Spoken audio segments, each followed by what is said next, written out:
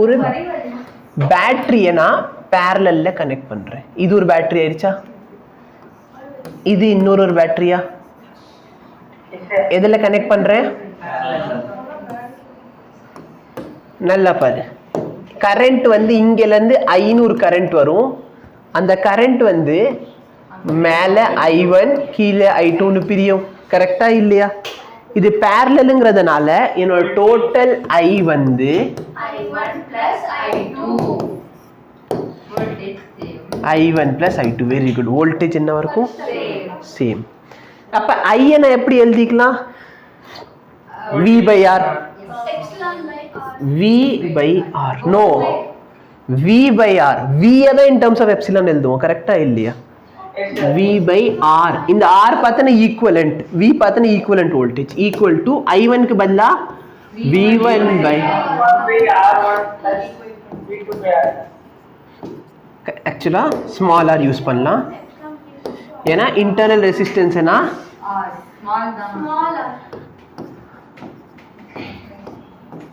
ஓகேவா? any difficulty? இப்போ இந்த V க்கு பதிலா நான் என்ன போட்டுக்கலாம்?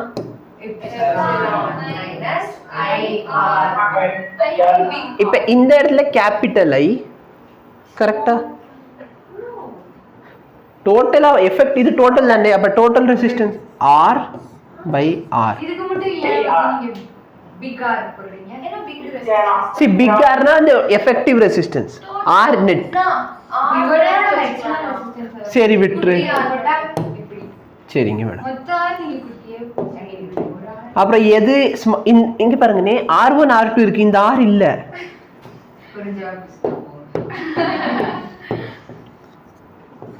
இந்த R வந்து R net. சரியா? R வந்து R net. V1 க்கு பதிலான V1 க்கு பதிலான என்ன எழுதலாம்? epsilon 1 minus I1 R1 by R1 plus epsilon 2 minus I2 R2 by R2. கரெக்ட்டா? இப்போ இத கொஞ்சம் சிம்பிளிஃபை பண்ணுவோம். இந்த R நான் அந்த சைடு கொண்டு போயிடுறேன். இது வந்து எப்படி எழுதிக்கலாம்னா epsilon minus IR. கரெக்ட்டா? any difficulty? இல்ல எனக்கு இது புரியலனா இந்த ஒரு டேர்மை நீ R ல டிவைட் பண்ணிக்கோ.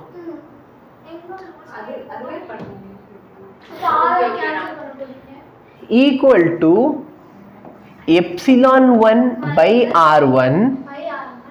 இந்த இடத்துல plus epsilon 2 by R2 னு போட்டுக்கலாமா? கரெக்ட்டா? இப்போ நல்லா பாரு. இந்த டேர்ம் வந்து R1 R1 கேன்சல் ஆயிருமா? minus I1 இங்க minus I1 so இப்படி போட்டுக்கலாம். கரெக்ட்டா இல்லையா? இப்போ நீங்க அந்த லாஸ்ட் இதுல R1 இதுக்கு தனியா அதுக்கு தனியா பண்ணிக்கலாம். ஆமா மேடம். இப்போ நல்லா பாரு. இந்த இடத்துல லெஃப்ட் ஹேண்ட் சைடுல நான் இந்த RR கேன்சல் பண்ணா என்னோட I யோட வேல்யூ I1 plus I2 வந்துரும். இது எனக்கு தெரிஞ்ச விஷயம். இது நான் கண்டுபிடிக்கணும்னு அவசியம் இல்ல. ஆமாவா இல்லையா? இப்போ epsilon by R என்ன கிடைக்குது எனக்கு? epsilon by R1 plus epsilon by R2. இது வரைக்கும் கிளியரா? any difficulty? இது டைமென்ஷனலி கரெக்ட்டா?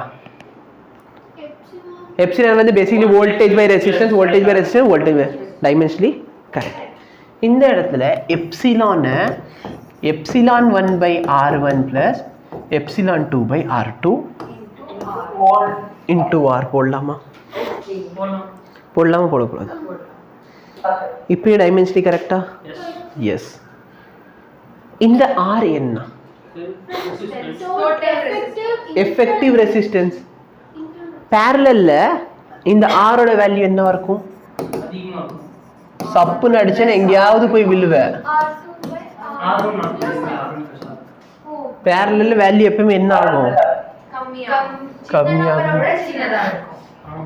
கரெக்டா? அப்ப இந்த இடத்துல R ஓட வேல்யூ என்ன?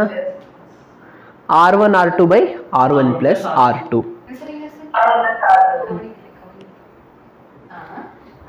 கரெக்டா? ஓகே, நியூமரேட்டரில் இருக்கிற வேல்யூவை நான் டினாமினேட்டரில் எழுதணும்னா எப்படி எழுதுறது?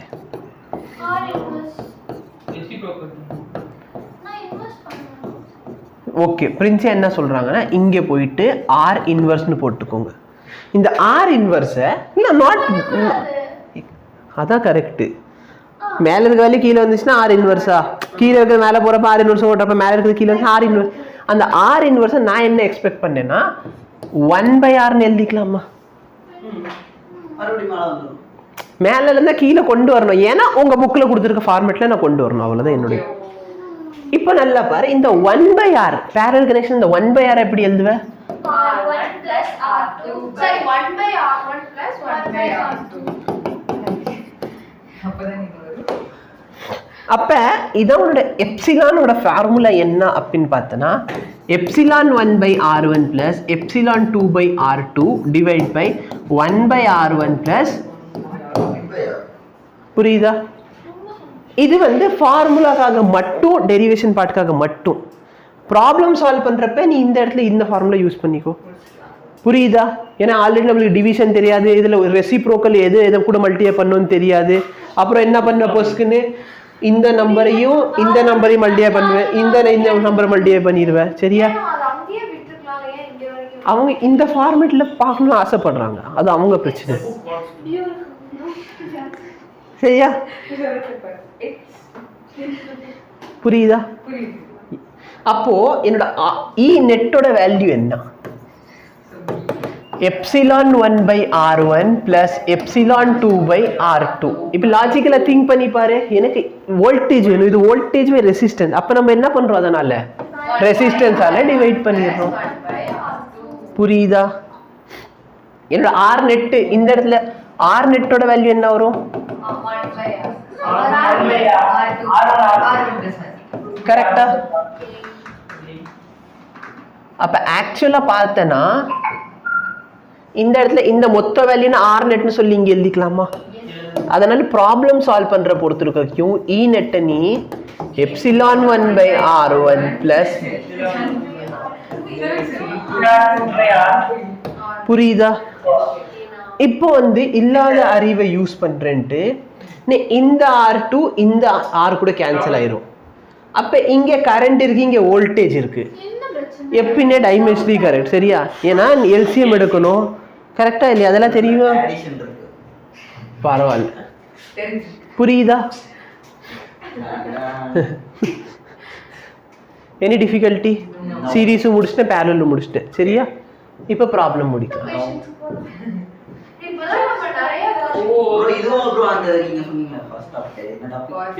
For cell of equal EMF இல்ல, for cell of equal EMF. அப்ப பேசிக்கலி வந்து E net கேக்குறாங்க. E net ஓட ஃபார்முலா என்ன பார்த்தேன்? E by epsilon 1/r1 epsilon 2/r2 by 1/r1 1/r2. அப்போ எப்சிலான் காமன் எடுத்தனா 1/r1 plus 1/r2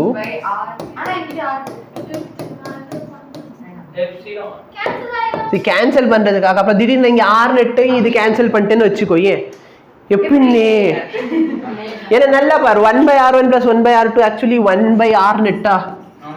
அப்ப ஆர் நெட்டை இது மட்டும் மேல வந்துச்சு, இது ஆர் நெட் ஆயிருமா? அப்புறம் நீ அப்படி கேட்டுற கூடாது. எப்படி நீ ஆர் நெட்டை 1/r1, ஆர் நெட் வந்து r1 r2/r1 plus r2 தானே. புரியுதா? அதனால இப்படி வச்சு அப்ப பேசிக்கலி என்ன ரெசிஸ்டர் வச்சு பார்த்தது, இந்த லெசன்ல பேட்டரி வச்சு பார்க்கறோம்.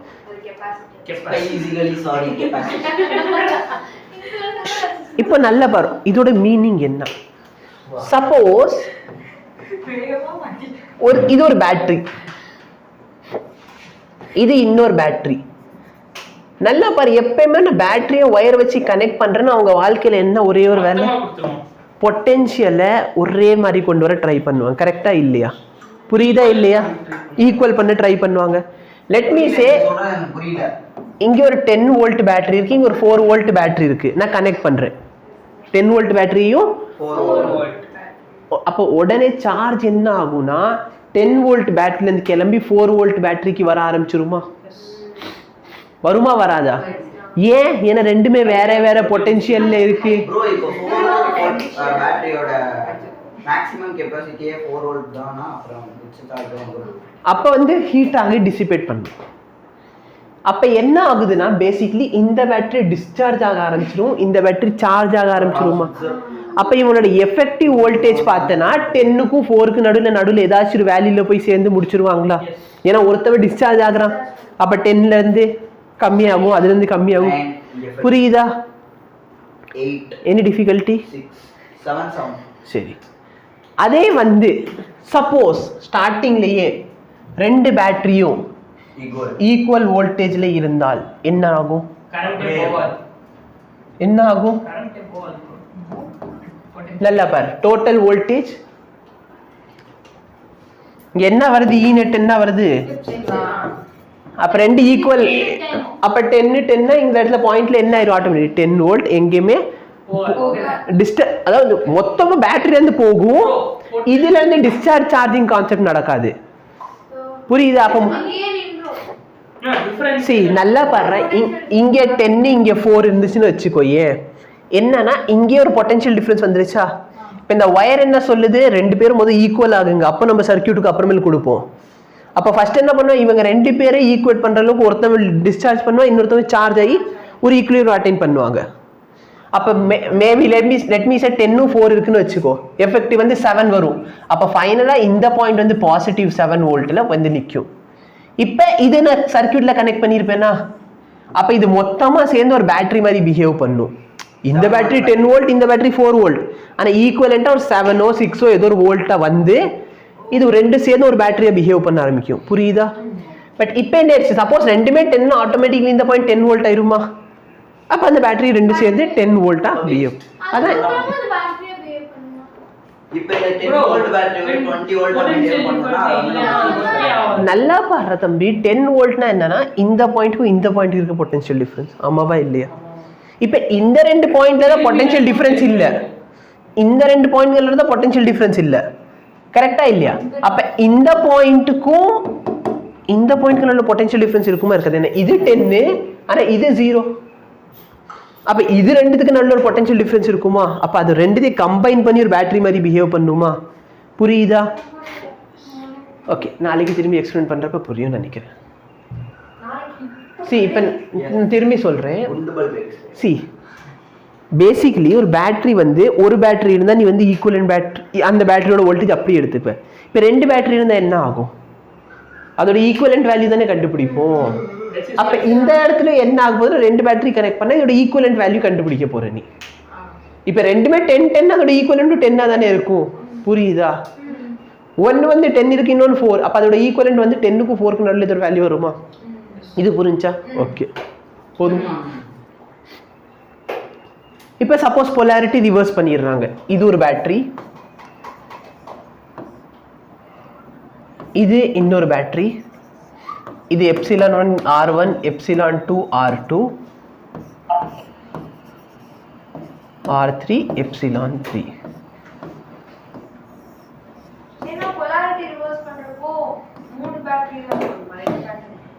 ரெண்டு பேட்டரி இருந்தாலும் ஓகே தான், பட் நீ கன்ஃபியூஸ் ஆயிடுவே இல்லை, எதுக்காக இதை பாசிட்டிவ் எடுத்தாங்க அதை ஏன் பாசிட்டிவ் எடுக்கல?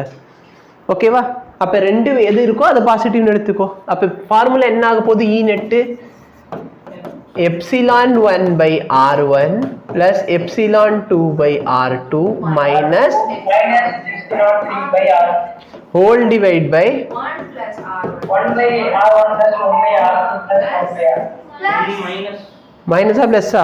plus ரெசிஸ்டன்ஸ் எப்பயுமே பிளஸ் தான். சரியா? ஓகே.